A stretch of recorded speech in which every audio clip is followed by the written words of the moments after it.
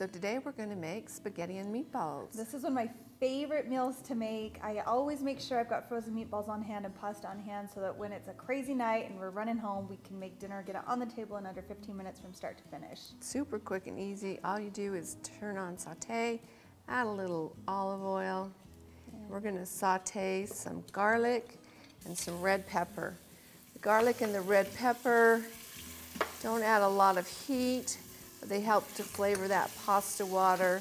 When you're cooking pasta in the Instant Pot, the water gets absorbed, so this is nice to help flavor that.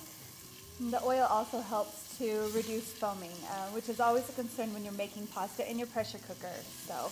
All right, so now we're just going to add those meatballs in a layer on the bottom. They're straight from the bag, straight frozen. It's really nice to be able to just go from frozen.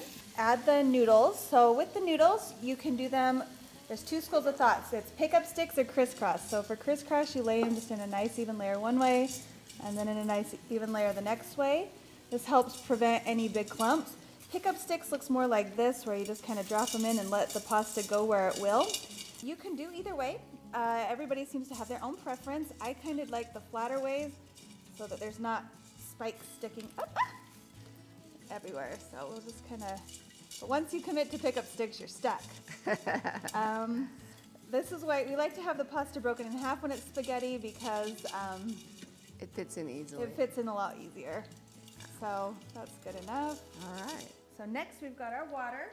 You want to add, we've got about 5 cups here. You want it to cover the noodles, but not, especially if you're doing pickup sticks, it's not going to cover the noodles all the way. So we've got our 5 cups of water there. And again, then we have a 24-ounce jar of marinara sauce. Yep, so the most important thing when you're making pasta with the sauce on top, you never stir it. So if there's any stirring you want to do, the time to do it is now, probably before you add the pasta. Just making sure there's It doesn't really need to be stirred. As it cooks, it will all bubble up together. But you don't want the sauce on the bottom, otherwise you'll get a burn notice. So if you layer it on top, the water that you've added will come to a boil and cause the pressure cooker to come to pressure. I like to go slow and steady when you add it, because if you just dump the whole thing in, it's more likely that it'll go right through the bottom. And then I don't like to have the noodle edges be crunchy, and sometimes if they're not covered by sauce, they will be. Just take a little bit of extra time and just get most of them under the sauce, but again, not stirring so it sinks down to the bottom. Okay, so let's get our lid. All right, check to make the seal is in place. We look good, so we will put it on. Okay, and then let's cancel that saute. And our cook time on this spaghetti is 4 minutes. 4 minutes. The formula is you take the time on the box, so the time on this box says 10 minutes.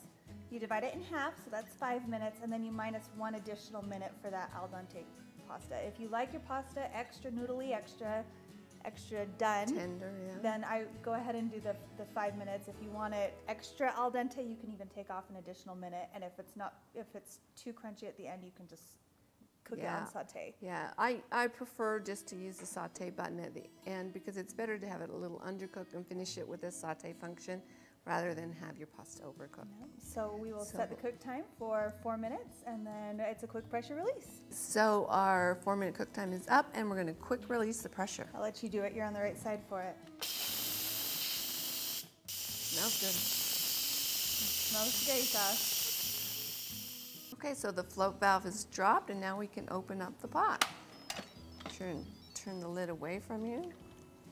Okay, so it looks a little bit runny right now, but as you stir it and let the pasta sit for just a minute, it's going to absorb a lot of that liquid. A lot more water than you expect. It really does absorb a lot. Because I have young kids, I like to, at this point, I'll take some out and put it in the kids' bowls and let it cool, but then for my husband and I, we'll just let it cool in the pot while we get the table set and drinks filled and whatnot. And in that time, it really thickens up into a nice, pleasant sauce. So see how it's not all clumped together since we took the time to just fan it out. The spaghetti looks great. If your noodles do end up clumped together, you can use the tines of a fork to kind of separate them, and they should just go right apart. So we're just gonna let that rest and thicken up. Right, so you see how nice and thickened up the sauce has been. So I think it's ready to serve. Yeah, let's dish it up. Okay, I'll hold this, you scoop. Get some nice noodles in the bottom.